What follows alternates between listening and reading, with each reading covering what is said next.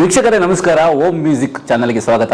ವೀಕ್ಷಕರೇ, ಒಂದು ಸಿನಿಮಾ ಅಂತ ಬಂದಾಗ ಹೀರೋ ಅಷ್ಟೇ ಇಂಪಾರ್ಟೆಂಟ್ ಆಗಲ್ಲ, ವಿಲನ್ ಕೂಡ ತುಂಬಾ ಇಂಪಾರ್ಟೆಂಟ್ ಆಗ್ತಾರೆ. ಯಾಕಂತ ಹೇಳಿದ್ರೆ ಒಂದು ಹೀರೋ ಆಗ್ಬೇಕಂತ ಹೇಳಿದ್ರೆ ವಿಲನ್ ಖಡಕ್ ಆಗಿರಬೇಕು ಅಂತ ಹೇಳ್ತಾರೆ. ಸೊ ಈ ಸಿನಿಮಾ ಏನು ಆಯುಧ ಅನ್ನೋ ಸಿನಿಮಾ ಏನಿದೆಯೋ ಆ ಸಿನಿಮಾದಲ್ಲಿ ವಿಲನ್ ರೋಲ್ ಮಾಡಿರುವಂತಹ ಸೂರ್ಯ ಪ್ರವೀಣ್ ಅವರು ನಮ್ಮ ಜೊತೆಗಿದ್ದಾರೆ.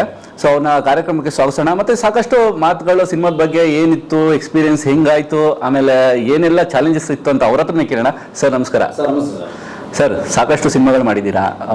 ಸೊ ಆ ಜರ್ನಿ ಅಂತೂ ಇದ್ದೇ ಇದೆ, ವಿಲನ್ ಜರ್ನಿ ಅಂತಿದೆ. ನಾವು ಫಸ್ಟ್ ಈ ಸಿನಿಮಾದ ಬಗ್ಗೆ ಕೇಳ್ಬೇಕು. ಯಾಕಂತ ಹೇಳಿದ್ರೆ ಹೀರೋನು ಬಿಟ್ಕೊಟ್ಟಿಲ್ಲ, ಹೀರೋನು ಬಿಟ್ಕೊಟ್ಟಿಲ್ಲ. ಸರ್, ಯಾವ್ದಾದ್ರು ಒಂದು ಒಳ್ಳೆ ಡೈಲಾಗ್ ಹೇಳಿ ಸರ್ ನಿಮ್ಗೆ ಈ ಸಿನಿಮಾದ. ಈ ರಣಚಂಡಿ ಮುಂದೆ ಇವರಿಬ್ಬರು ರಕ್ತದ ಕಲ್ಯಾಣ ಬಂದ್ರ ನೋಡಿದ್ರಾ ಹೇಗಿತ್ತು? ಓಕೆ, ಹಂಗೆ ಏನು ಹೇಳ್ತಾರೆ, ಆ ಒಂದು ನಡುಕ ಶುರು ಆಗ್ಬಿಡ್ತಿಲ್ಲ ಆಗ್ಲೇ ಆಲ್ರೆಡಿ ಆಗಿತ್ತು ವಾಯ್ಸು. ಸರ್, ಆಯುಧ ಸಿನಿಮಾದಲ್ಲಿ ಯಾವ ಥರ ಇದೆ ರೋಲು, ಹೇಗಿದೆ? ಫಸ್ಟ್ ಟೈಮ್ ಯಾವಾಗ ಸರ್ ಏನು ಡೈರೆಕ್ಟರ್ ಬಂದು ಏನು ಹೇಳಿ ಕತೆ ಹೇಳಿದಾಗ ಹಿಂಗೆ ಏನು ಅನ್ನಿಸ್ತು ಅಂತ? ಸರ್, ನನಗೆ ಆಸ್ ಯೂಶುವಲ್ ಕೆಲವೊಂದು ನಮ್ಮ ಪಾತ್ರದ ಬಗ್ಗೆ ಹೇಳ್ತಾ ಇರ್ತಾರೆ. ಬೇರೆ ಬೇರೆ ಸಿನಿಮಾಗಳು ಮಾಡ್ಬೇಕಾದಾಗ ನಮ್ಗೆ ಏನಿದೆ ಕ್ಯಾರೆಕ್ಟರ್ ಅದ್ರ ಬಗ್ಗೆ ಅಷ್ಟೇ ಹೇಳ್ತಿರ್ತಾರೆ. ಪರಿಪೂರ್ಣವಾದ ಕಥೆನ ನಮ್ಗೆ ಎಕ್ಸ್ಪ್ಲೇನ್ ಮಾಡಿರಲ್ಲ ಕೆಲವೊಂದ್ರಲ್ಲಿ. ಇದ್ರಲ್ಲಿ ಏನು ಅಂತಂದ್ರೆ ನನ್ನ ಪಾತ್ರದ ಜೊತೆಗೆ ಇಡೀ ಸಿನಿಮಾದ ಸಾರಾಂಶನ ಫುಲ್ ಹೇಳಿದ್ರು ನನಗೆ. ಆ ಒಂದು ಕತೆ ನನಗೆ ಕೇಳಿದಾಗ ಈ ಸಿನಿಮಾ ವರ್ಕ್ ಮಾಡ್ಬೇಕು ಅಂತ ನನಗೆ ಅನ್ನಿಸ್ತು. ಆಕ್ಚುಲಿ ನನ್ನ ಪಾತ್ರದ ಬಗ್ಗೆ ಹೇಳ್ಬೇಕು ಅಂದ್ರೆ ಕ್ಯಾಟ್ ರಘು ಅಂತ ಒಂದು ಪಾತ್ರ, ಒಂದು ಕತೆಗೆ ತುಂಬಾ ಅಡಾಪ್ಟ್ ಇರುವಂತ ಒಂದು ಕ್ಯಾರೆಕ್ಟರ್. ನನಗೆ ಒಂದು ಡಿಫ್ರೆಂಟ್ ಶೇಡೇ ಕೊಟ್ಟಿದ್ದಾರೆ ಸರ್. ಯಾಕಂದ್ರೆ ಇಲ್ಲಿವರೆಗೂ ಹಲವಾರು ಸಿನಿಮಾಗಳು ಮಾಡಿದ್ರು ಅಥವಾ ಸೀರಿಯಲ್ಸ್ ಗಳು ಮಾಡಿದ್ರು, ಎಲ್ಲ ಒಂದೇ ಲುಕ್ ಅಲ್ಲಿ ನಾನು ಮಾಡಿದ್ದೀನಿ. ಅಂದ್ರೆ ಕಂಟಿನ್ಯೂಟಿ ಸಮಸ್ಯೆ ಇರ್ತದೆ, ಒಂದ್ ಮಾಡಿರ್ತೀನಿ, ಒಂದು ಬ್ಯಾಲೆನ್ಸ್ ಇರ್ತದೆ, ಆ ಕಾರಣವಾಗಿ ನಾನು ಮಾಡಿದ್ದೀನಿ. ಬಟ್ ಇದರಲ್ಲಿ ಕಂಟಿನ್ಯೂಟಿ ಸಮಸ್ಯೆ ಇತ್ತು ಇದರಲ್ಲಿ ಆಕ್ಚುಲಿ. ಬೇರೆ ಸೀರಿಯಲ್ಸ್ ಕಮಿಟ್ಮೆಂಟ್ ಇತ್ತು, ಸಿನಿಮಾಗಳ ಕಮಿಟ್ಮೆಂಟ್ ಇತ್ತು. ಆದ್ರೆ ಬೇರೆ ಶೇಡ್ ಕೊಡೋಣ ಅಂತ ಹೇಳಿ ಕ್ಯಾಟ್ ರಘು ಅನ್ನೋದೊಂದು ಕ್ಯಾರೆಕ್ಟರ್ ಸೃಷ್ಟಿ ಮಾಡಿದ್ರೆ, ಕ್ಯಾರೆಕ್ಟರ್ ನೇಮ್ ಸೃಷ್ಟಿ ಮಾಡಿ ಅದಕ್ಕೆ ಒಂದು ಲೆನ್ಸ್ ಗಳನ್ನ ಹಾಕಿ ಅದನ್ನ ಪ್ರೆಸೆಂಟೇಶನ್ ಮಾಡೋದ್ರ ಬಗ್ಗೆ ಮಾಡಿಸಿದ್ರು. ಕ್ಯಾಟ್ ರಘು ಒಂದು ಒಳ್ಳೆ ಪಾತ್ರ. ನನ್ನ ಅವರ ಕಾಂಬಿನೇಷನ್ ಅಲ್ಲಿ ಒಂದು ಅದ್ಭುತವಾದ ಫೈಟ್ ಕೂಡ ಇದೆ. ಅದು ಟ್ರೈಲರ್ ಇದೆ, ಸಿನಿಮಾದಲ್ಲಿ ಒಂದು ತುಂಬಾ ರೋಮಾಂಚನಕಾರಿಯಾಗಿರ್ತದೆ ಹೇಳೋದಕ್ಕೆ ಇಷ್ಟಪಡ್ತೀನಿ.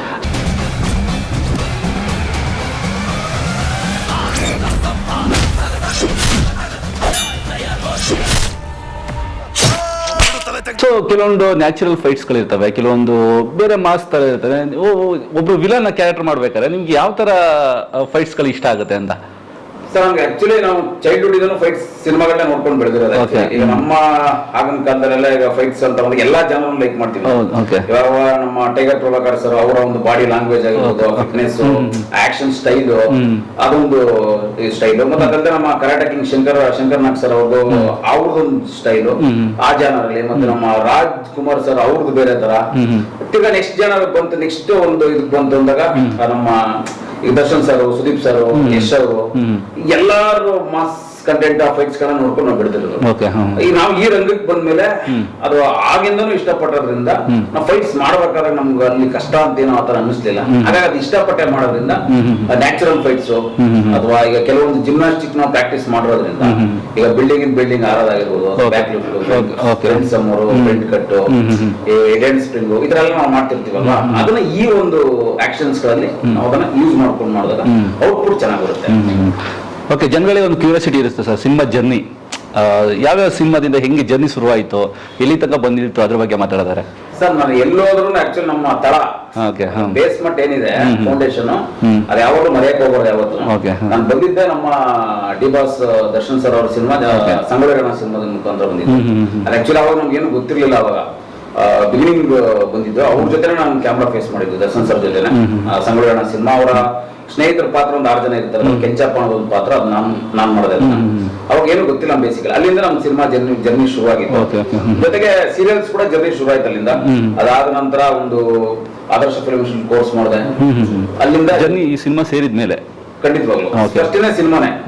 ಅದಾದ ನಂತರ ನಾವು ಇನ್ನೇನಾದ್ರೂ ಇಂಡಸ್ಟ್ರಿ ತಿಳ್ಕೋಬೇಕು, ಆಳವಾಗಿ ಎಲ್ಲರೂ ಹೋಗ್ಬೇಕು ಅಂತ ಬಂದಾಗ ಅಭಿನಯದ ಕಡೆ ನಾವು ಗಮನ ಕೊಡಬೇಕು ಅಂತ ಬಂದಾಗ ನಿನಾಜಮ್ ನಾನು ಟ್ರೈ ಮಾಡಿದೆ. ಆಕ್ಚುಲಿ ನಿನಾಜಮ್ 1 ಇಯರ್ ನಾವು ಅಲ್ಲಿರ್ಬೇಕು ಅಂತ ಬಂದಾಗ ಅವಕಾಶ ಸಿಕ್ಕಿತ್ತು, ಬಟ್ ಅಲ್ಲಿ ಹೋಗಕ್ ಆಗ್ಲಿಲ್ಲ.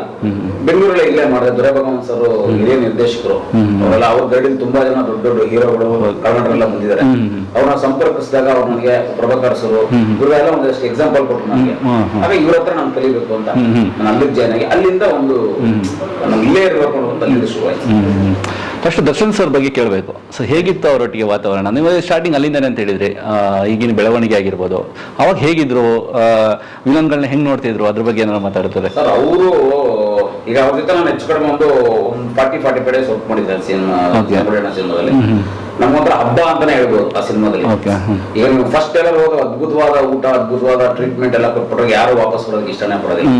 ನನಗೆ ಆತರ ಜರ್ನಿ ಶುರುವಾಗಿ ಎಲ್ಲಾ ರೀತಿಯಲ್ಲೂ ಅವರು ಸಹ ನಟರುಗಳ ಜೊತೆ ನಡ್ಕೊಂತಿದ್ದ ರೀತಿ ಆಗಿರ್ಬೋದು, ಆಮೇಲೆ ಗೌರವಿಸ್ತಾರೆ ತುಂಬಾ ಸಹ ಕಲಾವಿದಗಳನ್ನ, ಅಂದ್ರೆ ಅವ್ರ ಜೊತೆ ಕಾಂಬಿನೇಷನ್ ಆರ್ಟಿಸ್ಟ್ ಗಳನ್ನ ತುಂಬಾ ಗೌರವಿಸ್ತಾರೆ. ಅವ್ರ ಕಾಂಬಿನೇಷನ್ ವರ್ಕ್ ಮಾಡ್ಬೇಕಾದ್ರೂ ತುಂಬಾ ಪ್ರಿಪರೇಷನ್, ಅಂದ್ರೆ ನಮ್ಗೆ ಕೆಲವೊಂದನ್ನ ಯಾರೋ ಒಬ್ರು ಏನೋ ಮಾಡ್ಬೇಕಾದ್ರೆ ಸ್ಟಾರ್ಸ್ ಗಳು ಹೇಳ್ರಿ ಹಿಂಗೆಲ್ಲ ಮಾಡ್ಬಿಡ್ತಾರೆ. ಬಟ್ ಅವ್ರ ಹಂಗ್ ಮಾಡ್ತಿರ್ಲಿಲ್ಲ. ಕೆಲವೊಂದು ನಾವು ಸಣ್ಣ ಪುಟ್ಟ ತಪ್ಪುಗಳು ಮಾಡಿದ್ರು, ಆಕ್ಷನ್ ಸೀಕ್ವೆನ್ಸ್ ಗಳಲ್ಲ, ಕೆಲವು ಯುದ್ಧದ ಎಪಿಸೋಡ್ಸ್ ಗಳೆಲ್ಲ ಇದೆ, ಅದ್ರ ನಮ್ಗೆ ಪರ್ಟಿಕ್ಯುಲರ್ ಅವರು ಹಿಂಗೆಲ್ಲ ಹಿಂಚಿನ ಇದೆಲ್ಲ ನಮ್ಗೆ ಕೆಲವೊಂದು ಅವರೇ ಗೈಡ್ ಮಾಡಿ ಮಾಡಿಸ್ತಾ ಇದ್ರು. ಅದು ಫಸ್ಟ್ನೇ cinema 100 days celebration. 100 days celebration ದಿನ ಅವ್ರು ಶೀಲ್ಡ್ ಕೊಡ್ಬೇಕಾದಾಗ ನಮ್ಗೆ ಹೆಗಲ ಮೇಲೆಲ್ಲ ಕೈ ಹಾಕಿ ಎಲ್ಲ ಚೆನ್ನಾಗಿ ಮಾತಾಡಿಸಿ ಊಟ ಮಾಡಿದಾಗ ಹಿಂಗೆ ಅಂದ್ರೆ ಎಲ್ಲಾ ತರ ಟ್ರೀಟ್ಮೆಂಟ್ ಸೆಟ್ ಅಲ್ಲಿ ನಿಮಗೆ ನನ್ನಂತಲ್ಲ, ನಮ್ಮನ್ನ ಹೊರತುಪಡಿಸಿ ಅವ್ರ ಜೊತೆ ಯಾರು ವರ್ಕ್ ಮಾಡಿದ್ದಾರೆ ಅವ್ರಿಗೆಲ್ಲ ಅವ್ರಿಗೆ ಗೊತ್ತಿರ್ತದೆ. ಸಿನಿಮಾ ರಂಗದಲ್ಲಿ one of the best hero ಅಂತ ಹೇಳೋದಕ್ಕೆ ಇಷ್ಟಪಡ್ತೀನಿ. ಓಕೆ. ಇತ್ತೀಚೆಗೆ ಬಂದ ಸಿನಿಮಾಗಳಲ್ಲಿ ತುಂಬಾ ಚೆನ್ನಾಗಿ ಅಭಿನಯಗಳು ಮಾಡ್ಕೊಂಡು ಬಂದಿದ್ದೀರಾ ನೀವು. ಸೊ ಕೆಲವೊಂದು ಟೈಮ್ ಏನಾಗುತ್ತೆ ಅಂತ ಹೇಳಿದ್ರೆ, ಒಂದು ಬೇರೆ ತಂಡ ದೊಡ್ಡ ಬಜೆಟ್, ದೊಡ್ಡ ಸೆಟ್ಗಳು, ಆ ಥರ ಸೆಟ್ಗಳಲ್ಲೂ ಆ್ಯಕ್ಟ್ ಮಾಡಿರ್ತೀರಾ, ಕೆಲವು ಸಣ್ಣ ಪುಟ್ಟ ನ್ಯಾಚುರಲ್ ಸೆಟ್ಗಳಲ್ಲೂ ಆ್ಯಕ್ಟ್ ಮಾಡಿರ್ತೀರಾ. ಅಲ್ಲಿಗೆ ಏನು ವ್ಯತ್ಯಾಸ ಅನ್ಸುತ್ತೆ? ಅಪ್ಪ ಒಬ್ಬ ಕಲಾವಿದನ ಹೆಂಗೆ ನೋಡ್ತಾರೆ ಅಂತ. ಸರ್, ಕಲಾವಿದನ ಅಂತ ಬಂದಾಗ ಪಾತ್ರದ ಮೇಲೆ ಹೋಗುತ್ತೆ ಸರ್. ಬಜೆಟ್ ಆತರ ಬಜೆಟ್ ಅಲ್ಲೂ ಇರ್ತದೆ. ಈಗ ಬಜೆಟ್ ಅಂತ ಬಂದಾಗ ದೊಡ್ಡ ದೊಡ್ಡ ಸ್ಟಾರ್ ಸಿನಿಮಾಗಳು ವರ್ಕ್ ಮಾಡಿದ್ವಿ. ಎಕ್ಸಾಂಪಲ್ ಅವನೇ ಶಿವಮನ ಹೈ ಬಜೆಟ್ ಸಿನಿಮಾ, ದರ್ಶನ್ ಸರ್ದ ಯಜಮಾನ ಹೈ ಬಜೆಟ್ ಸಿನಿಮಾ, ನಮ್ಮ ಗಣೇಶ್ ಸರ್ದ ಬಾನದರಲ್ಲಿ ಹೈ ಬಜೆಟ್ ಸಿನಿಮಾ. ರೀಸೆಂಟ್ ಆಗಿ 45 ವರ್ಕ್ ಮಾಡಿದೆ, ಅದು ಹೈ ಬಜೆಟ್ ಸಿನಿಮಾ. ಅದು 3 ಸ್ಟಾರ್ಸ್. ಈಗ ರಾಘವೇಶ್ ಶೆಟ್ಟಿ ಸರ್ ಜೊತೆ ಕಾಂಬಿನೇಷನ್ ಅದೊಂದು ವರ್ಕ್ ಮಾಡ್ಬೇಕಾದ್ರೆ ಅದು ಶಾರ್ಟ್ ಟ್ರೈಲರ್ ಅಲ್ಲಿ ಹಾಕಿದ್ರು, ಸಕಾಲಾಗಿ ಬಂದಿತ್ತು. ನಮ್ಮಲ್ಲಿ ಫೈಟ್ ಸೀಕ್ವೆನ್ಸ್ ಏನಿರ್ತದೆ ಅಂದ್ರೆ ಒಂದು ಟೈಮಿಂಗ್ ಇರ್ತದೆ, ಆಮೇಲೆ ಎಕ್ವಿಪ್ಮೆಂಟ್ಸ್ ಗಳಿರ್ತದೆ, ಒಂದಷ್ಟು ವರ್ಕರ್ಸ್ ಗಳಿರ್ತಾರೆ, ಆಮೇಲೆ ಫೈಟ್ ಮಾಸ್ಟರ್ ಡಿಪಾರ್ಟ್ಮೆಂಟ್ ಅಂತ ಬಂದಾಗ ಒಂದಷ್ಟು ಬಳಗ ಇರ್ತದೆ. 10 ಜನ 15 ಜನ ಇದರಲ್ಲೇ ಇರ್ತದೆ. ಆಮೇಲೆ ಕ್ಯಾಮ್ರಾಗಳು ಸಿಕ್ಕಾಪಟ್ಟೆ ಕ್ಯಾಮ್ರಾಗಳು ಇರ್ತವೆ, ಆಂಗಲ್ ಬೇರೆ ಬೇರೆ ಕ್ಯಾಮ್ರಾಗಳು ಇರ್ತವೆ. ಅದು ನಮ್ಗೆ ಈಸಿ ಅನ್ಸುತ್ತೆ. ಒಂದ್ಸರಿ ನಾವು ಮಾಡ್ತಂದ್ರೆ ಕ್ಲೋಸ್ ಮಿಡ್ ವೈಡ್ ಎಲ್ಲ ಕ್ಯಾಪ್ಚರ್ ಆಗಿರ್ತದೆ. ಬಟ್ ನಾವು ಒಂದು ನಾರ್ಮಲ್ ಬಜೆಟ್ ಅಂತ ಮಾಡ್ಬೇಕು ಅಂತ ಬಂದಾಗ ಅಲ್ಲೂ ಚಾಲೆಂಜಿಂಗ್ ಇರ್ತದೆ. ನಾವು ಕಲಿಯೋದು ಬಹಳ ಇರ್ತದೆ, ಇಲ್ಲಿಗೂ ಕಲಿಯೋದು ಬಹಳ ಇರ್ತದೆ. ಆಮೇಲೆ ಫೈಟ್ ಮಾಸ್ಟರ್ ಡಿಪಾರ್ಟ್ಮೆಂಟ್ ಕೂಡ ಸ್ವಲ್ಪ ಕಡಿಮೆ ಇರ್ತದೆ. ನಮ್ಗೆ ಬೆಡ್ ರೋಪ್ ಇರೋದಲ್ಲ ಹೆಚ್ಚು ಕಡಿಮೆ. ಆಮೇಲೆ ರಿಯಲ್ ಸ್ಟಂಟ್ಸ್ ಗಳು ಮಾಡ್ಬೇಕಿರ್ತದೆ, ಫ್ಲೋರ್ ಮೇಲೆ ಬಿಡ್ಬೇಕಿರ್ತದೆ, ಏಟ್ಗಳಾಗತ್ತೆ, ಬ್ಲಡ್ ಬರುತ್ತೆ ಸಿಕ್ಕಾಪಟ್ಟೆ. ಬ್ಲಡ್ ಬಂದ್ರೆ ಇಲ್ಲಿ ಒರ್ಸ್ಬಿಟ್ಟು ಹೋಗ್ತಾ ಇರ್ಬೇಕು ನಾವು, ಅಷ್ಟೇ ಟೈಮ್ ಇರಲ್ಲ. ಹಾಗಾಗಿ ಅದಕ್ಕೂ ಇದಕ್ಕೂ ಇದ್ರ ಏನಾದ್ರು ಇನ್ಸಿಡೆಂಟ್ ನೆನಪಿದೆಯಾ ಸರ್? ಅದು ಈ ಸಿನಿಮಾದಾಗಿರ್ಬೋದು ಅಥವಾ ಬೇರೆ ಸಿನಿಮಾದಾಗಿರ್ಬೋದು? ಆಯುಧ ಸಿನಿಮಾ ಬಗ್ಗೆನೇ ಹೇಳೋದಕ್ಕೆ ಇಷ್ಟಪಡ್ತೀನಿ. ಈಗ ಹಿಂದೆ 2 ಸಿನಿಮಾ ಧನ್ವೀರ್ ಅವ್ರ ಜೊತೆ ಒಂದು ವರ್ಕ್ ಮಾಡಿದ್ದೆ, ಮತ್ತೆ ನಮ್ಮ ದರ್ಶನ್ ಸರ್ ಜೊತೆ ಯಜಮಾನ ವರ್ಕ್ ಮಾಡಿದ್ದೆ. ಧನ್ವೀರ್ ಅವ್ರ ಜೊತೆ ಬೈಟ್ ಇಲ್ಲ. ಇವೆರಡು ಸೀಕ್ವೆನ್ಸ್ ಕೂಡ ನನಗೆ ತುಂಬಾ ಇಂಜುರಿ ಆಗಿತ್ತು ಫೈಟ್ ಸೀಕ್ವೆನ್ಸ್ ಅಲ್ಲಿ. ಅವಾಗ ನನ್ಗೇನು ಎಕ್ಸ್ಪೀರಿಯನ್ಸ್ ಆಗಿತ್ತು ಸೇಮ್ ಅದೇ ಎಕ್ಸ್ಪೀರಿಯನ್ಸ್ ಇಲ್ಲೂ ಆಯ್ತು. ಇಲ್ಲಿ ಏನು ಅಂತಂದ್ರೆ ಒಂದು ಡಮ್ಮಿ ಇಟ್ಕೆಗಳು ಸ್ವಲ್ಪ ಸಾಲ್ಟೇಜ್ ಇತ್ತು. ಒಂದಷ್ಟು ಇಟ್ಕೆಗಳು ನಮ್ಮ ಹೊರಗಡೆ ಲೊಕೇಶನ್ ಶೂಟ್ ಮಾಡ್ತಾ ಇದ್ವಿ. ನನ್ನ ಇವರ ಕಾಂಬಿನೇಷನ್ ಫೈಟ್ ಇತ್ತು, ನಮ್ಮಿರೋ ಕಾಂಬಿನೇಷನ್.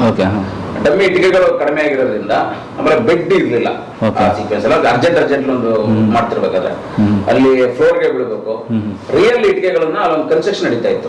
ಆ ಕನ್ಸ್ಟ್ರಕ್ಷನ್ ನಡೀತಿರೋಂತ ಒಂದಿಷ್ಟು ಇಟ್ಕೆಗಳನ್ನ ತಗೊಂಡ್ಬಂದು ಜೋಡಿಸಿ ಆ ಡಮ್ಮಿ ಇಟ್ಕೆಗಳ ಮಿಕ್ಸ್ ಮಾಡಿರೋದು. ನೋಡೋದಕ್ಕೆ ಒಂದೇ ತರ ಕಾಣಬೇಕು. ಅಲ್ಲಿಂದ ಒಡ್ಕೊಂಡು ನಾನು ಕೆಳಗಡೆ ಬಿಡ್ಬೇಕು ಫ್ಲೋರ್ಗೆ. ಅದು ಎಲ್ಲ ಒಂದ್ 2-3 ಕಡೆ ರಿಯಲ್ ಇಟ್ಕೆಗಳೇ ಟಚ್ ಆಗೋದು, ಸಿಮೆಂಟ್ ಇಟ್ಕೆಗಳು. ಆಗ ಮಂಡಿ ಇಲ್ಲೆಲ್ಲ ಕಿತ್ತೋಗ್ಬಿಟ್ಟು ಎಲ್ಲ ಬ್ಲಡ್ ಎಲ್ಲ ಬರ್ತಾ ಇತ್ತು. ಅಂದ್ರೆ ಎಲ್ಲ ಫೈಟ್ ಮಾಸ್ಟರ್ಸ್ ಗಳಾಗಿರ್ಬೋದು ಮತ್ತೆ ಫೈಟರ್ಸ್ ಗಳಾಗಿರ್ಬೋದು ನಾವು ರೆಸ್ಪೆಕ್ಟ್ ಮಾಡ್ತೀವಿ ಖಂಡಿತ. ತುಂಬಾ ಇಂಜುರಿಗಳಾಗ್ತವೆ. ಅಂದ್ರೆ ದೊಡ್ಡ ಬಜೆಟ್ ಸಿನಿಮಾ ಅಂತ ಬಂದಾಗ ನಮ್ಗೆ ಸ್ವಲ್ಪ ಸೇಫ್ಟಿ ಮೆಜರ್ಮೆಂಟ್ಸ್ ಗಳು ಜಾಸ್ತಿ ಇರುತ್ತೆ. ನಾವು ಲೋ ಬಜೆಟ್ ಅಂತ ಬಂದಾಗ ಅಥವಾ ಮೀಡಿಯಂ ಬಜೆಟ್ ಅಂತ ಬಂದಾಗ ಸ್ವಲ್ಪ ಕಡಿಮೆ ಇರ್ತದೆ. ಆದ್ರೂ ನಾವು ಔಟ್ಪುಟ್ ಕಡಿಮೆ ಮಾಡಕ್ಕಾಗಲ್ಲ. ಔಟ್ಪುಟ್ ಹಾಗೆ ಕೊಡ್ಬೇಕು. ಅವಾಗಲೇ ನಾವು ಜನರಿಗೆ ಒಂದು ಒಳ್ಳೆ ಕಂಟೆಂಟ್ ಅಂದ್ರೆ ಒಳ್ಳೆ ಔಟ್ಪುಟ್ ಕ್ವಾಲಿಟಿ ಕೊಡಕ್ಕಾಗಲ್ಲ. ಇವಾಗ ವಿಲನ್ ರೋಲ್ ಮಾಡ್ಬೇಕಾರೆ ಸರ್, ಇವಾಗ ಹೇಳಿದ್ರಿ ಇಂಥ ಇನ್ಸಿಡೆಂಟ್ಗಳೆಲ್ಲ ನಡೀತವೆ. ಒಂದ್ಸರಿ ಕೈಕಾಲು ಹೋಗಿರೋ ಎಷ್ಟೋ ಇನ್ಸಿಡೆಂಟ್ಗಳಿದಾವೆ. ಸೊ ಏನೇನೋ ಅನ್ನೋ ಯಾವ ತರ ಹಂಗೆ ಅನ್ಸಿದ್ಯಾ? ಸೊ ಈ ಬ್ಯಾಡ್ದಿತ್ತು ಇದು, ಅಥವಾ ಅಂದ್ರೆ ಈ ತರ ನನ್ನ ಲೈಫ್ ಬ್ಯಾಡ್ದಿತ್ತು, ಬೇರೆ ತರ ಬೇಕಿತ್ತು ಅಂತ ಅನ್ಸಿದ್ಯಾ? ಬಟ್ ಇದ್ರಲ್ಲೇ ತುಂಬಾ ತೃಪ್ತಿ ಇದೆ, ತುಂಬಾ ಖುಷಿ ಇದೆ, ಏಟಾದ್ರೂ ಪರವಾಗಿಲ್ಲ ಆ ತರ ಇದೆಯೇನು ಅಂತ? ಸರ್ ಸಿಕ್ಕಾಪಟ್ಟೆ ಸರ್. ಯಾಕಂದ್ರೆ ನಮ್ ಈ ಲೈನ್ ಬಂದ ಮೇಲೆ ಇದು ನನ್ ಕಷ್ಟ ಅಂತ ಅನ್ಕೊಳ್ಳೋದೇ ಇಲ್ಲ, ಇಷ್ಟಪಟ್ಟನೆ ಮಾಡ್ತೀನಿ. ಬಟ್ ಪ್ರತಿಯೊಂದು ಸಿನಿಮಾಗಳಲ್ಲೂ ಪ್ರತಿಯೊಂದು ಸೀರಿಯಲ್ಗಳಲ್ಲೂ ನಮ್ಗೆ ಆತರ ಚಾಲೆಂಜ್ ಬಂದೇ ಬರುತ್ತದೆ. ಈಗ ಸಿನಿಮಾ ಮಾಡ್ತಾ ಇರ್ತೀವಿ, ಸಿನಿಮಾದಲ್ಲಿ ಬೇರೆ ತರ ಪ್ಯಾಟರ್ನ್ ಇರ್ತದೆ, ಸ್ವಲ್ಪ ಫಾಸ್ಟ್ ಪ್ಯಾಟರ್ನ್ ಇರ್ತದೆ. ಸೀರಿಯಲ್ ಅಂತ ಬಂದಾಗ ಸ್ವಲ್ಪ ಡ್ಯೂರೇಷನ್ ಸ್ಲೋ ಪ್ಯಾಟರ್ನ್ ಇರ್ತದೆ. ಸೀರಿಯಲ್ ಬಂದಾಗ ಏನಾಗುತ್ತೆ ಅಂದ್ರೆ ನಾವು ಇದೇ ಚಿಕ್ಕಮಂಗ್ಳೂರಲ್ಲಿ ಒಂದು ಶೂಟ್ ಮಾಡ್ತಾ ಇದ್ವಿ, ಅಲ್ಲಿ ತುಂಬಾ ಪಾತಾಳ ಫುಲ್, ಅಂದ್ರೆ ಕೆಳಗಡೆ ಏನು ಇಲ್ವೇ ಇಲ್ಲ. ಡೈರೆಕ್ಟರ್ ಏನ್ ಹೇಳಿದ್ರು ಅಂದ್ರೆ ಒಂದು ಮರನ ಹಿಡ್ಕೊಂಡು ಅಲ್ಲಿ ನೇತಾಡಿ, ಸ್ವಲ್ಪ ನಮ್ಗೆ ಏನೋ ಸಮಸ್ಯೆ ಆಗ್ತದೆ ಅಲ್ಲಿ ನೇತಾಡಿ ಅಂತ ಹೇಳಿದ್ರು. ಆಮೇಲೆ ಕಿವಿಲಿ ಮತ್ತೆ ಹೇಳಿದ್ರು ಅಲ್ಲಿ ಸ್ವಲ್ಪ ನಮ್ಗೆ ಡೆಪ್ತ್ ಸಿಗ್ತಾ ಇಲ್ಲ, ಇಲ್ಲ ಇನ್ನೂ ಚೆನ್ನಾಗಿರ್ತದೆ ಅಂತ ಹೇಳಿದ್ರು. ನಮ್ಮ ಹತ್ರ ಇದೆ ಇನ್ನೂ ಮೇಕಿಂಗು, ಒಳ್ಳೆ ನಿರ್ದೇಶಕರು, ಸರಿ ಸರ್ ನಾನು ಮಾಡ್ತೀನಿ ಅಂತ ಹೇಳ್ಬಿಟ್ಟು ನಾವು ಧೈರ್ಯ ಮಾಡಿದ್ವಿ. ಅಲ್ಲಿ ಇಡೀ ಬಂಡೆನೆಲ್ಲ ನೇತಾಡ್ಕೊಂಡು ಹಿಂಗೆ ಇರ್ಬೇಕು, ಕಟ್ ಮಾಡ್ರೆ ಫುಲ್ ಎಲ್ಲ ಪಾತಾಳನೇ ಅದು. ನಾವು ಜಸ್ಟ್ ಮಿಸ್ ಆದ್ರೂ ಸೀದಾ ಗೋವಿಂದನ ಪಾದಕ್ಕೆ ಸೇರ್ಬಿಡ್ತೀವಿ. ಹಂಗೆ ಏನಂತಂದ್ರೆ ಎದೆ ಮಂಡಿ ಎಲ್ಲ ಕಿತ್ತೋಗಿರೋದು. ಜೊತೆಗೆ ಇನ್ನೊಂದು ಏನಂತಂದ್ರೆ ಲೈಟ್ ಹೋಗ್ತಾ ಇರ್ತದೆ, ನಾವು ಆ ಶಾಪ್ ತಗಿಲೇಬೇಕು. ಅಲ್ಲಿ ಹೋಗ್ಬಿಟ್ಟು ಎಲ್ಲರೂ ಎಲ್ಲ ಕ್ಲೀನ್ ಮಾಡಿ ಅದು ಇದು ಅಂತ ಹೇಳಂಗಿಲ್ಲ. ಪಟ್ ಅಂತ ರೋಲ್ ಹೇಳ್ತಾ ಆಕ್ಷನ್ ಹೇಳ್ತೀವಿ, ನಾವು ಹೋಗ್ತಾ ಇರ್ಬೇಕಲ್ಲ, ಹಳ್ಳ ಇರ್ಲಿ ಮುಳ್ಳಿರ್ಲಿ ಕಲ್ಲಿರ್ಲಿ ಏನೇ ಇರ್ಲಿ ಹೊಡ್ಕೊಂಡು ಹೋಗ್ತಾ ಇರ್ಬೇಕು ಸೀದಾ ಅಂತ. ಅವಾಗ ನಮ್ಗೆ ಪ್ಯಾಡ್ಸ್ ಆಗಿರ್ಬೋದು, ರೋಪ್ಸ್ ಆಗಿರ್ಬೋದು, ಬೆಡ್ಸ್ ಏನೂ ಇರಲ್ಲ. ಅಥವಾ ತುಂಬಾ ಅವರಿದೆ. ನಾವು ನೆನಪಿಸ್ಕೊಳ್ಬೇಕು ಅಂತಂದ್ರೆ ನಮ್ಮ ಉದಯ್ ಸರ್ 2016-17 ನಲ್ಲಿ ಮಾಸ್ತಿ ಕೂಡ ದುರಂತ ಅವ್ರಿಗೆ ಏನಂದ್ರೆ ಆ ಒಂದು ಡೆಡಿಕೇಶನ್ ಸಿನಿಮಾದಲ್ಲಿ ತೆರೆಯಲ್ಲಿ ಅಷ್ಟು ಕಷ್ಟಪಟ್ಟು ಒಬ್ಬ ಕಲಾವಿದ ಅಂತ ಬಂದಾಗ ಸುಮ್ಮನೆ ಯಾವ್ದು ಬರೋದೇ ಇಲ್ಲ. ಅವ್ರು 16 ವರ್ಷ ಕಷ್ಟಪಟ್ಟು ಆ 6 ಪ್ಯಾಕ್ ಮಾಡಿ ಈಗ ಒಂದ್ ಲೆವೆಲ್ ಬಂದ ಮೇಲೆ ಅವೆಲ್ಲ ಸಣ್ಣ ಪುಟ್ಟ ಪಾತ್ರಗಳು ಮಾಡ್ಕೊಂಡು ಬಂದು ಒಂದು ದೊಡ್ಡ ಪಾತ್ರ ಅಂತ ಬಂದಾಗ ಪ್ರಿಪರೇಷನ್ ಜಾಸ್ತಿ ಇರ್ತದೆ. ನಾವು ಕೂಡ ಅಷ್ಟೇನೆ 6 ಪ್ಯಾಕ್ ಮಾಡ್ಕೊಂಡು ಈಗ ಅಲ್ಲಿ ನಾವು ರೋಪ್ ಹಾಕ್ಬಿಟ್ರೆ ರೋಪ್ ಇಲ್ಲಿಗೆ ಹಾಕ್ಬೇಕು. ಏನು ನಾವು ಕವರ್ ಅಪ್ ಪ್ಯಾಡ್ ಜಾಕೆಟ್ ಗಿಕೆಟ್ ಏನು ಹಾಕಕ್ಕಾಗಲ್ಲ, ಹಾಕಿ ನಾವು ಬಾಡಿ ತೋರ್ಸಕ್ಕಾಗಲ್ಲ. ಅವ್ರ ಡೆಡಿಕೇಶನ್ ಅಲ್ಲಿ ಕಲೆಗೋಸ್ಕರ ಅವರು ಮಾಡಿದ್ದು, ಅದನ್ನೆಲ್ಲ ನಾವು ಗೌರವಿಸ್ತಿರ್ಬೇಕು. ಅದ್ರ ತುಂಬಾ ಇದೆ ಸರ್. ಪ್ರತಿ ಒಂದು ಫೈಟ್ ಸೀನ್ಸ್ ಗಳಲ್ಲೂ ಖಂಡಿತವಾಗಿ ಯಾರಿಗಾದ್ರೂ ಒಬ್ಬರಿಗೆ ಇಂಜುರಿ ಆಗೇ ಆಗುತ್ತೆ. ಇದೇ ನಮ್ಮ ದರ್ಶನ್ ಸರ್ ಸಿನಿಮಾದಲ್ಲೂ ಯಾವ್ದೋ ಒಂದು ಅಂಬರೀಷ ಸಿನಿಮಾದಲ್ಲಿ ಯಾವ್ದೋ ಒಂದು ಸಿನಿಮಾದಲ್ಲಿ 2 ಮೊಳೆಗಳು ನನಗೆ 1-2 ಇಂಚ್ ಒಳಗಡೆ ಹೋಗಿತ್ತು. ಇವತ್ತು ಇದೆ ಮಾರ್ಕ್ 2 ಇಂಚು. ಅಂದ್ರೆ ನಮ್ಮ ಮಾನಿಟರ್ ಸರಿಯಾಗಿ ಮಾಡಿದ್ವಿ. ಟೇಕ್ ಅಲ್ಲಿ ಯಾರೋ ಒಬ್ಬ ಹಿಂದ್ಗಡೆ ಆರ್ಟಿಸ್ಟ್ ಬಿಡ್ಬಿಟ್ಟ, ನಾನು ಏರಲ್ಲಿದ್ದೆ ಫುಲ್, ಆ ಟವರ್ ಅಲ್ಲಿ 2 ಮೊಳೆಗಳು ಇತ್ತಿಂಗೆ ಸೀದಾ ಚುಚ್ಚಿಬಿಡ್ತು. ಆದ್ರೆ ಹಿಂಗ್ ಓಡಿಸ್ಬಿಟ್ಟು ಮತ್ತೆ ನೆಕ್ಸ್ಟ್ ಶಾಟ್ ಹೋಗ್ತಿರ್ಬೇಕು ಅಷ್ಟೇ. ಇದು ಒಬ್ರು ಕಲಾವಿದ್ರು ಕಮ್ ಫೈಟರ್ಸ್ ಲೈಫ್. ಸರ್ ಇದು ಹೇಳ್ತಿದ್ರಿ, ಹಿಂಗೆಲ್ಲ ಆಗ್ತಾ ಇರುತ್ತೆ, ಇನ್ಸಿಡೆಂಟ್ ಆಗ್ಬಿಟ್ಟು ಮನೆ ಹೋಗ್ತೀರಾ, ಅದು ಮನೇಲಿ ನೋಡ್ತಾರೆ, ಹೇಗಿರುತ್ತೆ ಅವ್ರದ್ದು ವರ್ತನೆ ಆಯ್ತಾ? ಸೊ ಮಳೆಯಲ್ಲೆಲ್ಲ ಚುಚ್ಚಿಸ್ಕೊಂಡು ಏನಿದು ಆತರ ಅಂತ ಅನ್ಸಿಲ್ವಾ? ಹೇಗಿದೆ ಅಂತ ಟೋಟಲಿ ಬದುಕು ಹೇಗಿದೆ ಅಂತ? ಸರ್ ಬದುಕವ್ರೀಗ ಫೈಟರ್ಸ್ ಅಂತ ಬಂದಾಗ ಫೈಟ್ ಮಾಡ್ಲೇಬೇಕಾದ್ರೆ ಸಿಗಾಬಿಟ್ಟೆ. ನಾನು as A fighter come artist, ಈಗ ನಾವು ಡೈಲಾಗ್ಸ್ ಕಡೆ ಹೇಳ್ಬೇಕಾದಾಗ ಪೇಜ್ ಗಟ್ಟಲೆ ಆರಾಮ್ ಲೀಲಾಜಲವಾಗಿ ಹೇಳ್ಬಿಡ್ತೀವಿ. ಬಟ್ ಫೈಟ್ ಮಾಡ್ಬೇಕಂತ ಬಂದಾಗ ಒಂದು ಬಿಟ್ಟು ಕೂಡ ತುಂಬಾ ಇಂಪಾರ್ಟೆಂಟ್ ಆಗಿರುತ್ತೆ. ನಾವು ಕೆಲವೊಮ್ಮೆ ಅಲ್ಲಿ ಫುಲ್ ಬೆಳಿಗ್ಗೆಯಿಂದ ಸಂಜೆವರೆಗೂ ಫೈಟ್ಸ್ ಮಾಡಿರ್ತೀವಿ, ಫ್ಲೆಕ್ಸಿಬಲ್ ಆಗಿರ್ತೀವಿ, ಸಕಾಲಾಗಿರ್ತೀವಿ. ನಾನೇ ಹೋಗಿ ಒಂದು 10 ನಿಮಿಷ ಕೂತ್ಕೊಂಡು ಮತ್ತೆ ಎದ್ದೇಳಕ್ಕಾಗಲ್ಲ, ಅಷ್ಟಿರ್ತದೆ. ಆಮೇಲೆ ಮನೆಯವರು ಅಂತಿದ್ದಾಗ ಮನೆಯಲ್ಲಿ ಎಲ್ಲರೂ ಇರ್ತಾರೆ, ನಮ್ಗೆಲ್ಲ ಹೋದಾಗ ಆರೈಕೆ ಮಾಡ್ತಾರೆ, ಎಲ್ಲ ಮಾಡ್ತಾರೆ. ಈಗ ನಾವು ಬ್ಯಾಚುಲರ್ಸ್ ಒಬ್ಬರೇ ಇದ್ದಾಗ 8 ಗಂಟೆಗೆ ಶೂಟಿಂಗ್ ಮಾಡಿರ್ತೀವಿ, 8 ಗಂಟೆ ಬಿದ್ದಿರುತ್ತೆ, ಎಲ್ಲ ಬಿದ್ದಿರುತ್ತೆ. ಮತ್ತೆ ಅರ್ಲಿ ಮಾರ್ನಿಂಗ್ 6 ಗಂಟೆ ಶೂಟಿಂಗ್ ಹೋಗ್ಬೇಕು. ಬಂದು ನಮ್ಗೆ ಬಿಸಿನೀರು ಕಾಯಿಸ್ಕೊಂಡು ಸ್ನಾನ ಮಾಡಕ್ ಆಗೋದಿಲ್ಲ. ಕಮಿಟ್ಮೆಂಟ್ಸ್ಗಳು, ಪ್ರಾಬ್ಲಮ್ಸ್ಗಳು, ಒಂದು ಫೆಸಿಲಿಟೀಸ್ ಇರೋದಿಲ್ಲ. ನಾವು ರೀಸನ್ಗಳು ಹೇಳಕ್ಕಾಗಲ್ಲ. ನಿರ್ದೇಶಕರುಗಳಾಗಲಿ ಶೂಟಿಂಗ್ ಅಲ್ಲಿ ನಾವು ರೀಸನ್ಗಳು ಹೇಳಕ್ಕಾಗಲ್ಲ. ಫೋನ್ ಮಾಡಿದಾಗ ಸರ್ ರೆಡಿ ಇದೀನಿ ಸರ್, ಸೂಪರ್ ಸರ್, ನಾಳೆ ಬೆಳಿಗ್ಗೆ ಬರ್ತೀನಿ ಸರ್, ಇಷ್ಟೇ ಹೇಳಕ್ಕಾಗಲ್ಲ. ಅವಕಾಶಗಳು ಮಿಸ್ ಆಗ್ತವೆ, ಕಾಂಪಿಟೇಷನ್ ಜಾಸ್ತಿ. ಇದೆಲ್ಲ ಒಬ್ಬ ಕಲಾವಿದನ ಇಲ್ಲಿಂದ ತರಿಸ್ಬಿಡ್ತದೆ ಎಲ್ಲ. ಬ್ಲಡ್ ಬರ್ಲಿ ಏನೇ ಒಂದು ನನ್ನ ಸಿಚುಯೇಷನ್ ಅಂತಂದ್ರೆ ಯಮ ಬಂದ್ ನನ್ ಕರೀತಾ ಇದ್ರು, ಸರ್ ಇದೊಂದು ಶೂಟಿಂಗ್ ಮುಗಿಸ್ಕೊಂಡು ಬಂದ್ಬಿಡ್ತೀನಿ ಅಂತ ಹೋಗ್ತೀನಿ. ಆ ತರ ಅಡಿಕ್ಟ್ ಆಗ್ಬಿಟ್ಟಿವಿ ಸಿನಿಮಾ ಇಂಡಸ್ಟ್ರಿ. ಈ ಸಿನಿಮಾದಲ್ಲಿ 5 ಸಿನಿಮಾದಲ್ಲಿ ಯಾರು ಫೈಟ್ ಮಾಸ್ಟ್ರು, ಹೇಗಿತ್ತು ಕಾಂಬಿನೇಷನ್, ಹೇಗೆಲ್ಲ ಶೂಟ್ ಮಾಡಿದ್ದಾರೆ ಅದ್ರ ಬಗ್ಗೆ? ಈ ಸಿನಿಮಾದಲ್ಲಿ ನನ್ನ ಫೈಟ್ ಕಾಂಬಿನೇಷನ್, ನಮ್ಮ ಮಾಸ್ಟರ್, ನನ್ನ ಫೈಟ್ ಮಾಸ್ಟರ್ ಅಂದ್ರೆ ನಮ್ಮ ಅಶೋಕ್ ಮಾಸ್ಟರ್ ಅಂತ. ತುಂಬಾ ಪ್ರಿಪರೇಷನ್ ಇತ್ತು. ನಮ್ಮ ಗೌಡಗೆರೆ ಚಾಮುಂಡೇಶ್ವರಿ ದೇವಸ್ಥಾನದಲ್ಲಿ ಶೂಟಿಂಗ್ ಮಾಡಿದ್ದು. ನಮ್ಮ ದೇವರಾಜ್ ಸರ್ ಬಗ್ಗೆ ಹೇಳ್ಬೇಕು ಅಂತಂದ್ರೆ ಅವರು ಕೂಡ ತುಂಬಾ ಹಾರ್ಡ್ ವರ್ಕರು, ತುಂಬಾ ಬಿಸಿಲು ಆಕ್ಚುಲಿ. ಈಗ ನನಗೇನಂತಂದ್ರೆ ನಾವು ಕಾಸ್ಟ್ಯೂಮ್ಸ್ ಅಲ್ಲಿ ಇದ್ವಿ, ನಮ್ಗದಷ್ಟು ಬಿಲ್ಡ್ ರೈಟ್, ಬಟ್ ಅವರು ಸೇಮ್ ಇದೇ ಗೆಟಪ್ ಅಲ್ಲಿ ಇರ್ತಾರೆ, ಬನಿಯನಲ್ಲಿ ಇರ್ತಾರೆ. ಬಿಸಿಲು ಫುಲ್ಲು ಭಯಂಕರ ಸುಡ್ತಾ ಇದೆ, ಟ್ಯಾನು ಮತ್ತೆ ಅದು ಅಲ್ಲೆಲ್ಲ ಮರಳುಗಳೆಲ್ಲ ಜಾಸ್ತಿ ಇರ್ತಿತ್ತು, ಮುಳ್ಳು ಇದೆಲ್ಲ ಇರ್ತಿತ್ತು. ನಾನು ಅವ್ರು ಅಲ್ಲೆಲ್ಲ ಬಿಡ್ಬೇಕು, ಅವ್ರು ಸಿಕ್ಕಾಬಿಟ್ಟೆ. ನಿಮ್ಗೆ ಅವಾಗ ಎಕ್ಸ್ಪ್ಲೇನ್ ಮಾಡಿದ್ರು ಅವರು, ಕ್ಯಾರೆಕ್ಟರ್ಲಿ ಹಿಂಗ್ ಹೋಗ್ತಿರ್ತೀನಿ ಅಂತ ಹೇಳಿದ್ರು. ಆ ಪಾತ್ರನ ನೋಡಿದಾಗ ನನಗೂ ಅಲ್ಲಿ ಇಂಪ್ರೆಸ್ ಆಯ್ತು ಆಕ್ಚುಲಿ. ನಾನು ಒಂದೇ ಶೇಡ್ ಅಲ್ಲಿ ಇರ್ತೀನಿ, ನಾನು ಅದೇ ಫ್ಲೋರ್ ಅಲ್ಲಿ ಇರ್ತೀನಿ, ಅಂದ್ರೆ ರೈಸ್ ಅಲ್ಲಿ ಇರ್ತೀನಿ, ನಾನು ಆಕ್ಷನ್ ಅವೇ ಮೂಮೆಂಟ್ ಇರ್ತೀನಿ. ಬಟ್ ಇವ್ರು ಹಂಗಾಗಲ್ಲ ಅಲ್ಲಿ. ಬಟ್ ಆ ಸೀನ್ ಆಕ್ಚುಲಿ ನಿಮ್ಗೆ ಎಕ್ಸ್ಪ್ಲೇನ್ ಮಾಡೋರಲ್ಲ, ಸೂಪರ್. ಅದು ಆಕ್ಚುಲಿ ಚಾಮುಂಡೇಶ್ವರಿ ತಾಯಿ ಮುಂದೆ ಒಂದು ಬೇರೆ ತರ ಮಿರಾಕಲ್ ಆಗುತ್ತೆ. ತುಂಬಾ ಚೆನ್ನಾಗಿ ಮಾಡಿದ್ದಾರೆ ದೇವರಾಜ್ ಸರ್ ಕೂಡ. ಆ ಫೈಟ್ ತುಂಬಾ ನಮ್ಗೊಂದು ಮೈಲೇಜ್ ಕೊಡುತ್ತೆ ಅಂತ ಹೇಳಕ್ಕೆ ಇಷ್ಟಪಡ್ತೀನಿ. ಈಗ ಎಲ್ಲೋ ಒಂದ್ ಕಡೆ ಹಳ್ಳಿಯಲ್ಲಿ ಕುತ್ಕೊಂಡು ನಾನು ಒಬ್ಬ ಫೈಟರ್ ಆಗ್ಬೇಕು ಅಥವಾ ನಾನೊಬ್ಬ ವಿಲನ್ ಕ್ಯಾರೆಕ್ಟರ್ ಮಾಡ್ಬೇಕು, ಏನ್ ಬೇಕಾಗುತ್ತೆ, ಏನ್ ಕ್ವಾಲಿಟಿ ಬೇಕಾಗುತ್ತೆ, ಏನ್ ಲರ್ನಿಂಗ್ ಬೇಕಾಗುತ್ತೆ ಅವರಿಗೆ ಅಂತ? ಸರ್ ಅದು ಫಸ್ಟ್ ತಾಳ್ಮೆನ ಇರ್ಬೇಕು ಸರ್, ಮೈನ್ ಅದು ಇಂಪಾರ್ಟೆಂಟ್. ಯಾಕಂದ್ರೆ ಇವಾಗ ಸೋಷಿಯಲ್ ಮೀಡಿಯಾ ತುಂಬಾ ಇರೋದ್ರಿಂದ ಗೌರವಸನ ಅದನ್ನ ಖಂಡಿತವಾಗ್ಲು ಈಗ ಇಮಿಡಿಯೇಟ್ ಇವತ್ತು ನಾವು ಸೋಷಿಯಲ್ ಮೀಡಿಯಾದಲ್ಲಿ ಒಬ್ಬರಿಗೆ ಡೈರೆಕ್ಟ್ ಆಗಿ ಮೆಸೇಜ್ ಮಾಡ್ಬೋದು. ಈಗ ಇಮಿಡಿಯೇಟ್ ಯಾರು ಬೇಕಾದ್ರೂ ಮಾಡ್ಬೋದು. ಅವ್ರು ಅಕ್ಸೆಪ್ಟ್ ಮಾಡ್ತಂದ್ರೆ ನಾವು ಕನೆಕ್ಟ್ ಮಾಡಿ ಆಗ್ತೀವಿ, ಅಕ್ಸೆಪ್ಟ್ ಮಾಡ್ಲಿಲ್ಲ ಸ್ವಲ್ಪ ದಿನ ವೆಯ್ಟ್ ಮಾಡ್ತೀವಿ ಅಷ್ಟೇ. ಬಟ್ ನಮ್ಗೆ ಆಗಿನ ಕಾಲದಲ್ಲಿ ಹಂಗಿರ್ಲಿಲ್ಲ. ಆಗಿನ ಕಾಲದಲ್ಲಿ ಹಂಗಿರ್ಲಿಲ್ಲ. ರೋಡ್ ಅಂದ್ರೆ ಆಫೀಸ್ಗಳಿಗೆ ಅಲಿಬೇಕಿತ್ತು, ಶೂಟಿಂಗ್ ಸ್ಪಾಟ್ ಅಲಿಬೇಕಿತ್ತು. 50 ರೂಪಾಯಿ ಪೆಟ್ರೋಲ್ ಇತ್ತು ಅವಾಗ, 50-60 ರೂಪಾಯಿ. ಅದ್ರಲ್ಲಿ ಊಟನೂ ಮಾಡ್ಕೋಬೇಕು, ಪೆಟ್ರೋಲ್ ಹಾಕ್ಸ್ಕೋಬೇಕು. ಇಲ್ಲ 4 ಕಿಲೋಮೀಟರ್ ಗಾಡಿ ನಿಲ್ಸ್ಕೊಂಡು ನಡ್ಕೊಂಡು ಹೋಗ್ಬೇಕು, ಫೋಟೋಗಳು ಕೊಡ್ಬೇಕು, ಫೋಟೋ ತೊಳಸಿ, ಇದೆಲ್ಲ ಇತ್ತು. ಬಟ್ ಈಗ ಹಂಗಿಲ್ಲ. Within second pass or file ಅಲ್ಲೇ ಗೊತ್ತಾಗ್ತದೆ. ಅದನ್ನ ಮೈಂಡ್ ಇಟ್ಕೊಂಡು ಎಷ್ಟೋ ಜನ ನಾನು ಹೋಗ್ತೀನಿ ಅಂತ ಅನ್ಕೊಂತಾರೆ. ಅದು ಅವ್ರು ತುಂಬಾ ಕಷ್ಟ ಕೊಡುತ್ತೆ ಆಕ್ಚುಲಿ. ಅಂದ್ರೆ ಅದಾಗ್ಬೇಕು ಅಂತ ಬಂದಾಗ ತುಂಬಾ ರಿಹರ್ಸಲ್ಗಳು ಮತ್ತೆ ಜಿಮ್ನಾಸ್ಟಿಕ್ಸ್ ಗಳು ತುಂಬಾ ಪ್ರಾಕ್ಟೀಸ್ ಮಾಡ್ಬೇಕು ಆ ವಿಚಾರದಲ್ಲಿ. ಅವ್ರು ಅದಕ್ಕೆ ಆದಂತ ಯೂನಿಯನ್ ಇರ್ತದೆ, ಅಲ್ಲಿ ಕಾರ್ಡ್ ಮಾಡಿಸ್ಕೋಬೇಕು. ಅಲ್ಲಿಂದ ಜರ್ನಿ ಶುರು ಆಗುತ್ತೆ. ಅವರು ಫೈಟರ್ಸ್ಗಳಿಗೂ ಆರ್ಟಿಸ್ಟ್ಗಳಿಗೂ ತುಂಬಾ ಡಿಫ್ರೆನ್ಸ್. ಪೇಮೆಂಟ್ ವಿಷಯದಲ್ಲೆಲ್ಲ ಹೇಗಿದೆ ಸರ್? ಇಂಡಸ್ಟ್ರಿ ಹೇಗಿದೆ? ವಿಲನ್ಸ್ ಗಳಿಗೆ ಹೇಗೆ ನೋಡ್ತಾರೆ ಪೇಮೆಂಟ್ ವಿಷಯದಲ್ಲೆಲ್ಲ? ಸರ್ ಚೆನ್ನಾಗಿದೆ. ಬಟ್ ಒಂದೇನೋ ಒಂಥರ ಬೇರೆಯವ್ರದ್ದು ಅಂದ್ರೆ ಕೆಲವು ಜಾಬ್ ತರ ನೋಡಲ್ಲಲ್ವಾ, ಸೊ ಇದು ಒಂದು ಜಾಬೇ ಅನ್ನೋ ತರ ಇದ್ದು. ಹಿಂಗಿದೆ ಪೇಮೆಂಟ್ ವಿಷಯದಿಂದ? ಸರ್ ಖಂಡಿತವಾಗ್ಲೂ ನೀವು ಕ್ವಶನ್ ತುಂಬಾ ಚೆನ್ನಾಗಿದೆ ನಿಜವಾಗ್ಲೂ. ಬಟ್ ನನಗೆ ಆಕ್ಚುಲಿ ಇಲ್ಲಿವರೆಗೂ ನಾನು ಜಾಬ್ ತರ ಅಂತ ನೋಡಿಲ್ಲ. ನಾನು ಅದನ್ನ ಯಾವಾಗಲೂ ಕೆಲವರಿಗೆ ನಮ್ಮನ್ನ ಪ್ಲಸ್ ಮಾಡಿ ಹೇಳ್ತಾನೆ ಇರ್ತೀನಿ ನಮ್ಮ ಸ್ನೇಹಿತರುಗಳಿಗೆ. ಈಗ ಒಂದು ವಾರ ನಾವು ಕೆಲಸ ಮಾಡಿದ್ವಿ, ಇವಾಗ ₹1 ದುಡಿಮೆ ಇಲ್ಲ. ನಾನು ಹೇಳ್ತಿರೋದು ಸಿನಿಮಾಗೋಸ್ಕರ ಪ್ರಮೋಷನ್, ಸಿನಿಮಾನ ಮಾಡಿದೀವಿ ಇಷ್ಟಪಟ್ಟದ ಜನಕ್ಕೆ ತಲುಪಿಸ್ಬೇಕು, ಅದಕ್ಕೋಸ್ಕರ ಹೋರಾಟ ಮಾಡ್ತಾ ಇದೀವಿ. ಅದ್ರ ನಮ್ಗೆ ಲರ್ನಿಂಗ್ಸ್ ಇಲ್ಲ. ಅದೇ ಒಂದಷ್ಟು ಜನ ಪಬ್ಲಿಕ್ಸ್ ಗಳು ನಾವು ದಿನ ಹೋಗ್ತಿರ್ಬೇಕು ರೆಡಿಯಾಗಿ, ಒಳ್ಳೆ ದುಡ್ಡ ನಮಗ್ ಮಾತ್ರ ಗೊತ್ತಿರ್ತದೆ. ಆ ತರ ಪಬ್ಲಿಕ್ಸ್ ಗಳನ್ನ ಮಾಡಕ್ಕಾಗಲ್ಲ ಖಂಡಿತವಾಗ್ಲು. ಸಿನಿಮಾ ಇಂಡಸ್ಟ್ರಿಯಲ್ಲಿ ಏನ್ ವರ್ಕ್ ಮಾಡ್ತಿರೋ ಅಂದ್ರೆ ಆರ್ಟಿಸ್ಟ್ ಗಳಾಗಿರ್ಬೋದು, ಇವ್ರೊಳಗೆ ಮಾತ್ರ ಸಾಧ್ಯ. ಯಾವ್ದಾದ್ರು ಒಂದು ಪಾತ್ರ ಮಾಡಿ ಸರ್. ಇವಾಗ ಅಂದ್ರೆ ವಿಲನ್ ತರ ನೋಡ್ತಾ ಇರ್ತಾರೆ, ಆತರ ನಿಮ್ಮ ಅಕ್ಕಪಕ್ಕ ನೋಡಿ ಹೆದರ್ಕೊಂಡಿದ್ದ ಆತರ ಯಾವ್ದಾದ್ರು ಇನ್ಸಿಡೆಂಟ್ ಏನಾದ್ರು ಇದೆಯಾ? ನಿಮ್ ರೋಲ್ ನೋಡಿ ಸಿಕ್ಕಾಪಡೆ ಇದೇನೆ. ನಮ್ಮ ಆಯುಧ ಸಿನಿಮಾ ಶೂಟಿಂಗ್ ಟೈಮ್ ಅಲ್ಲೇ ಗಲ್ಲಿಯಲ್ಲಿ ಚೇಜಿಂಗ್ ಶಾರ್ಟ್ಸ್ ಗಳು ಮಾಡ್ತಾ ಇದ್ವಿ ನಾವು. ಕರ್ನಾಟಕದ್ದು ಅದೊಂದು ಸ್ಟ್ರೀಟ್ ಅದು, ಇಲ್ಲೇ ಕೆಂಗೇರಿ ಉಪನಗರ ಸೈಡ್ ಅಲ್ಲೆಲ್ಲ ಉತ್ತರ ಕರ್ನಾಟಕದ ಜನಗಳು 2019 ಮಾಡಿರೋ ಅಂತ ಸೀರಿಯಲ್ ನನ್ನ ಮಂಗಳಗೌರಿ ಮದುವೆ. ಒಂದಷ್ಟು ಜನ 30-40 ಜನ ಬಹಳ ಖುಷಿ ಆಯ್ತು ನನಗೆ. ಬಂದು ಅವ್ರು ನೆನಪಿಟ್ಕೊಂಡು ಅದೇ ಪಾತ್ರದ ಬಗ್ಗೆ ಹೇಳ್ತಾ ಇದ್ದಾರೆ ನನಗೆ. ಅಂದ್ರೆ ಅದು ನೆಗೆಟಿವ್ ಪಾಸಿಟಿವ್ ಆಗಿದ್ದ ಪಾತ್ರ. ಅದೇ ತರ ಸುಮಾರು ಜನ ನಮ್ಮ ನೆಗೆಟಿವ್ ಶೇಡ್ಗಳಲ್ಲಿ ಬೇರೆ ಬೇರೆ ಡಿಫ್ರೆಂಟ್ ಪಾತ್ರಗಳು ಮಾಡಿರ್ಬೇಕಾದ್ರೆ, ಈಗ ಮಂತ್ರವಾದಿ ಪಾತ್ರಗಳು ಅಥವಾ ತುಂಬಾ ಅದು ಇಂಪ್ಯಾಕ್ಟ್ ಆಗೋ ಪಾತ್ರಗಳು ಸೀರಿಯಲ್ಗಳಲ್ಲಿ. ಗೆಟಪ್ ಅಲ್ಲಿ ನಾವು ಬೇರೆ ತರ ಇರ್ತೀವಿ. ಹೊರಗಡೆ ಬಂದಾಗ ಸರ್ ನಮ್ಗೆ ಹೇಳ್ತಾರೆ, ಸರ್ ಆ ಸೀರಿಯಲ್ ನೋಡಿದೀವಿ ಸರ್, ಈ ಸೀರಿಯಲ್ ನೋಡಿದೀವಿ ಅಂತ ಹೇಳ್ತಾರೆ. ಕಟ್ ಮಾಡ್ತಾ ನನ್ನೇ ಕೇಳ್ತಿದ್ರು, ಮಂತ್ರವಾದಿ ಅವರು ಬೆಂಕಿನ ಕಣ್ಣು ಅಂತ ಎಲ್ಲಿ ಸರ್ ಅವರು ನನ್ನೇ ಕೇಳೋರು.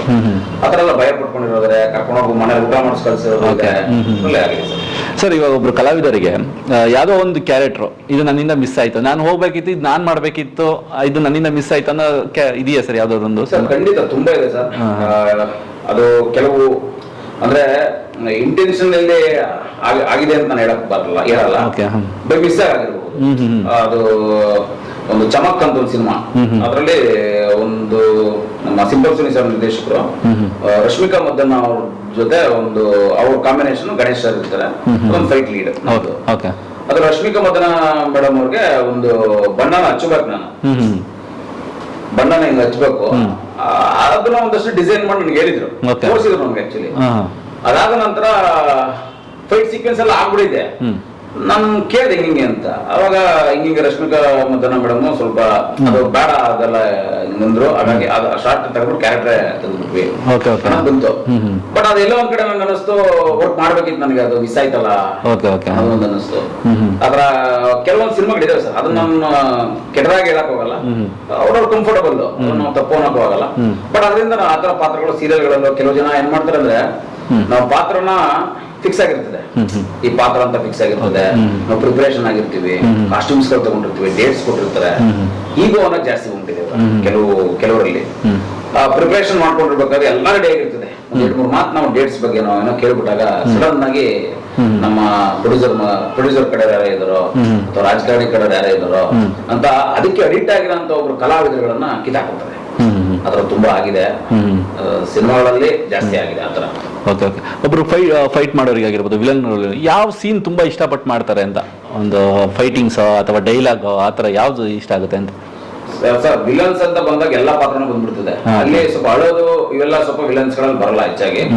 ಸ್ವಲ್ಪ ರ್ಯಾಶ್ ಆಗಿ ಮಾಡುವಂತ ಡೈಲಾಗ್ ಡೆಲಿವರೀಸ್ ಆಗಿರ್ಬೋದು, ಮತ್ತೆ ಹೀರೋಯಿನ್ ಕಾಂಬಿನೇಷನ್ಸ್, ಹೀರೋ ಕಾಂಬಿನೇಷನ್ಸ್, ರಗಡ್ ಆತರ ಅದ ಈಸಿ ನಮ್ಗೆ. ಫುಲ್ ಆಕ್ಷನ್ಸ್, ಒಡ್ಸ್ಕೊಳ್ಳೋದು, ಹೊಡೆಯೋದು, ಈ ಟೀಸ್ ಮಾಡೋದು, ಈ ತರ ಎಲ್ಲ ಇರ್ತದೆ. ಹಾಗಾಗಿ ಆ ತರದ್ದು ಬೇಗ ಈಸಿ ಆಗುತ್ತೆ ಮಾಡೋದು. ಓಕೆ. ನಾವು ಒಂದು ಅದೇ ಮನೆ ಒಂದು ಪ್ರೆಸ್ ಮೀಟ್ ಅಲ್ಲೆಲ್ಲ ನೋಡ್ತಿದ್ದೆ, ನೀವು ಅಂದ್ರೆ ಇಂಡಸ್ಟ್ರಿ ಹೇಗಿದೆ, ನೀವು ಹೆಂಗ್ ನಡೆಸ್ಕೊಳ್ತಿದೆ ಆಕ್ಟರ್ಸ್ ನ, ಅದ್ರ ಬಗ್ಗೆ ಏನಾದ್ರು ಮಾತಾಡಕ್ಕೆ ಇಷ್ಟಪಡ್ತೀರಾ?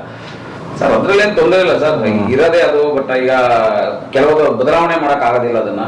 ಯಾಕಂದ್ರೆ ಇಂಡಸ್ಟ್ರಿನ ನಂಬ್ಕೊಂಡ್ ಬರೋದಕ್ಕಿಂತ ಈಗ ಅದ್ರಲ್ಲಿ ಹೋದ್ರೆ ಒಳ್ಳೆ ದುಡ್ಡು ಸಂಪಾದನೆ ಮಾಡ್ಬೋದು ಅನ್ಕೊಂಡ್ ಬರೋರು ಜಾಸ್ತಿ ಆಗಿದ್ರೆ ಇವಾಗ. ಅದರಿಂದ ಈಗ ಇಷ್ಟೆಲ್ಲ ನಾವು ಎಲ್ಲ ಕೇಳ್ತಾ ಇರೋದು. ಸಿನಿಮಾಗೋಸ್ಕರ ನಾವೇನ್ ಕೊಡ್ತೀವಿ, ಸಿನಿಮಾಗೋಸ್ಕರ ನಾವೇನ್ ಮಾಡ್ತೀವಿ. ಈಗ ಎಷ್ಟೋ ಕಡೆ ನೀವು ಎಲ್ಲ ಬೇಕಾದ್ರೂ ಕೇಳಬಹುದು ನೀವು. ನನ್ನ ಬಗ್ಗೆ ನೀವು ಯಾವ ಸಿನಿಮಾಗಳು ಮಾಡಿದೀವಿ, ಯಾವ ಸೀರಿಯಲ್ಗಳು ಮಾಡಿದೀವಿ, ಎಲ್ಲರೂ ಅಷ್ಟೇ. ಇವತ್ತಿಗೂ ನಾನು ಅಷ್ಟು ವರ್ಕ್ ಮಾಡಿರೋ ನನ್ನ ಎಕ್ಸ್ಪೀರಿಯನ್ಸ್ಗೆ ಇವತ್ತಿಗೂ ನಾವು ಕೇಳಬಹುದು ಬೇರೆ ತರ. ಇವತ್ತು ತಗೊಂಡು ಸರ್ ಕೊನೆಗೆ ಅದೇ ಬರೋದು ನನ್ನ ಮಾತು. ಸರ್ ಏನ್ ಎಕ್ಸ್ಪೆಕ್ಟ್ ಮಾಡ್ತೀರಾ ಸರ್, ನೀವೇನ್ ಕೊಡ್ತೀರಾ ಕೊಡಿ ಸರ್. ನನ್ನ ಯೋಗ್ಯತೆ ನಿಮ್ಗೆ ಗೊತ್ತಿದೆ, ನನ್ನ ಪ್ರೊಫೈಲ್ ನಿಮ್ಗೆ ಗೊತ್ತಿದೆ, ಅದ್ರ ಮೇಲೆ ನೀವೇನ್ ಕೊಡ್ತೀರಾ ಕೊಡಿ ಸರ್, ಸಂತೋಷ. ಆದ್ರೆ ನೀವೇನ್ ಕೊಡ್ಬೇಕು ಅನ್ಕೊಂತೀರಾ ಅದನ್ನ ಕೊಡೋ ಟೈಮ್ ಕರೆಕ್ಟ್ ಆಗಿ ಕೊಡ್ತೀವಿ. ಯಾಕಂದ್ರೆ ಮೊದಲು ಈಗ ಬೆಂಗಳೂರು ದುನಿಯಾ ಅಂತ ಬೇರೆ ತರ ಇರ್ತದೆ. ಅವಾಗೆಲ್ಲ ನಾವು 50 ರೂಪಾಯಿ ಪೆಟ್ರೋಲ್ ಇದ್ದೀವಿ, ಇವಾಗ ಅಷ್ಟೇ ಇದೆಯಾ?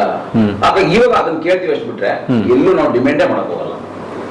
ಎಲ್ಲಿ ಪಾತ್ರಗಳು ಮಿಸ್ ಆಗ್ಬಿಡುತ್ತೋ, ಪಾತ್ರಗಳ ಸಂಖ್ಯೆ ಹೆಚ್ಚಾಗ್ಬೇಕು ಹೊರತು ಜೇಬು ತುಂಬಾ ದುಡ್ಡು ಸಂಖ್ಯೆ ಜಾಸ್ತಿ ಆಗ್ಬೇಕು ಅಂತ ನಾನು ಅನ್ಕೊಳ್ಳಿ ಸರ್ ಇಲ್ಲಿವರೆಗೂ. ಇದು ಫ್ರಾಂಕ್ ಇದು.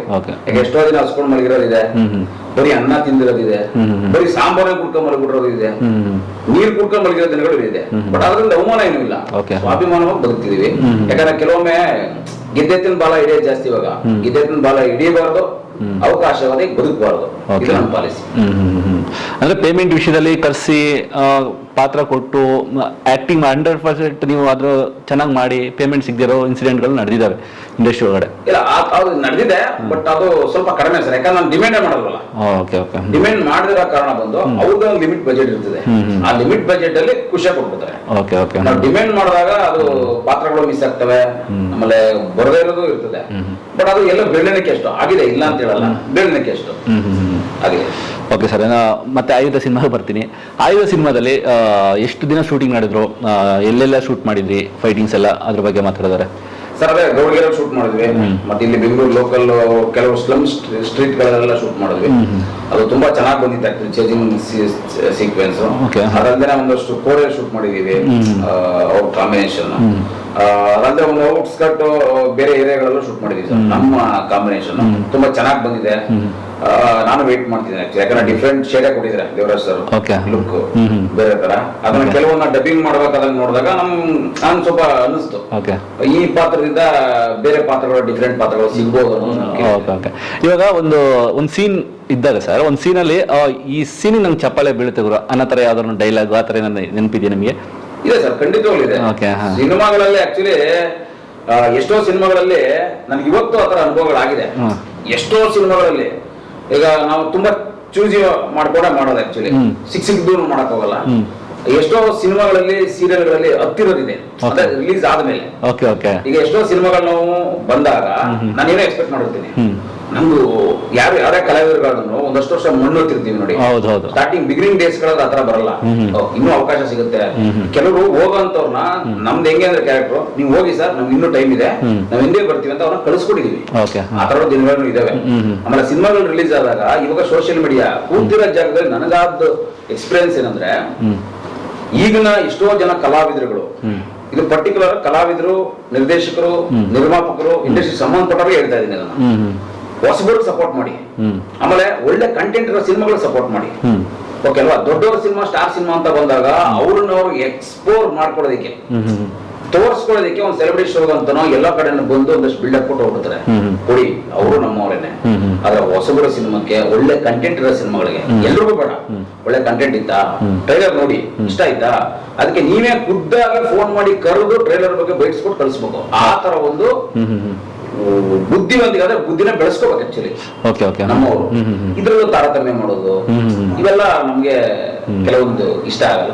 ಓಕೆ ಸರ್, ಫೈನಲ್ ಆಗಿ ಆಯ್ದ ಸಿನಿಮಾ ಬಗ್ಗೆ ನಿಮ್ಮ ಅಭಿಮಾನಿಗಳಿಗೆ ಏನ್ ಹೇಳಕ್ ಇಷ್ಟಪಡ್ತೀರಾ ಸರ್? ಆಯ್ದ ಸಿನಿಮಾ ಟ್ರೈಲರ್ ನೋಡಿರ್ತಾರೆ ಮತ್ತೆ ಸಾಂಗ್ಸ್ ನೋಡಿರ್ತಾರೆ. ನನಗೆ ಪರ್ಸನಲ್ ಆಗಿ ಪ್ರೇಮ ಲೋಕದ ಪಾರಿಜಾತವೇ ಸಾಂಗ್ ನಮ್ಗೆ ತುಂಬಾ ಫೇವ್ರೇಟ್. ಅದು ನಮ್ಮ ದೇವರಾಜ್ ಸರ್ ಯಾವ ಹೇಳ್ತಾನೆ ಇರ್ತೀನಿ ಹೀರೋಗೆ. ಸಿನಿಮಾ ಇದು 27 ಸಿನಿಮಾ ರಿಲೀಸ್ ಆಗ್ತಿದೆ. ಓಂ ಮ್ಯೂಸಿಕ್ ವೀಕ್ಷಕರು ಹಾಗೆ ನಮ್ಮ ಕನ್ನಡ ಜನತೆ ನೀವೆಲ್ಲರೂ ಒಳ್ಳೆ ಕಂಟೆಂಟ್ ಇರೋ ಸಿನಿಮಾನ ನೋಡಿ ಆಶೀರ್ವದಿಸಿ ಪ್ರೋತ್ಸಾಹಿಸಿ ಅಂತ ಈ ಮೂಲಕ ಕೇಳ್ಕೊಂತೀನಿ. ಎಲ್ಲರೂ ಒಳ್ಳೆದಾಗಲಿ, ಹಾಗೆ ಓಂ ಮ್ಯೂಸಿಕ್ ಚಾನಲ್ ಕೂಡ ಒಳ್ಳೆದಾಗಲಿ. All the best. Thank you so much sir. Cinema ಒಳ್ಳೇದಾಗಲಿ, Thank you. ನಿಮ್ಮ ಕಿರಿಯರು ಕೂಡ ಒಳ್ಳೊಳ್ಳೆ ಅವಕಾಶಗಳು